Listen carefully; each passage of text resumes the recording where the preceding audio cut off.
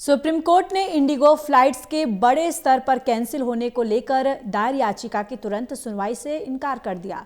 याचिकाकर्ता की ओर से इस मामले को तत्काल सुनने, साथ ही स्पेशल बेंच गठित करने की मांग की गई, लेकिन चीफ जस्टिस सूर्यकांत ने कहा कि फिलहाल केंद्र सरकार इस मामले पर सक्रिय है और आगे की स्थिति देखने के बाद ही जरूरत पड़े तो सुनवाई होगी।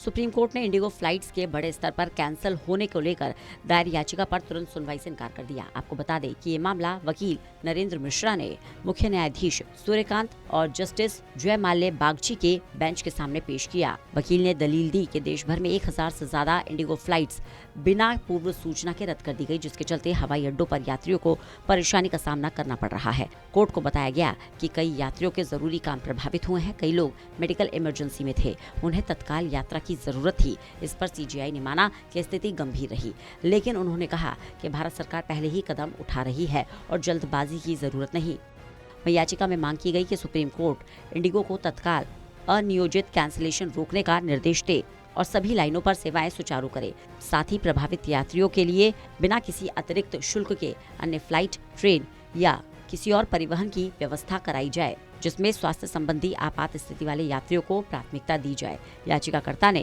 केवल कॉन्ट्रैक्ट विवाद नहीं बल्कि बड़े पैमाने पर जनता को हुए नुकसान और नागरिकों के मौलिक अधिकार के उल्लंघन का मामला इसे बताया।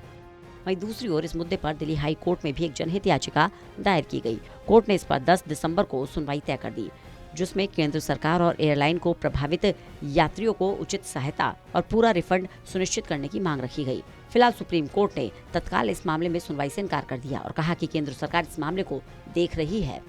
बहरहाल दिल्ली हाई कोर्ट में बुधवार को इस मुद्दे पर सुनवाई होगी, जहां प्रभावित यात्रियों की सहूलियत और मुआवजे को लेकर आगे की कार्रवाई तय की जा सकती है। दिल्ली से विशाल सिंह की रिपोर्ट।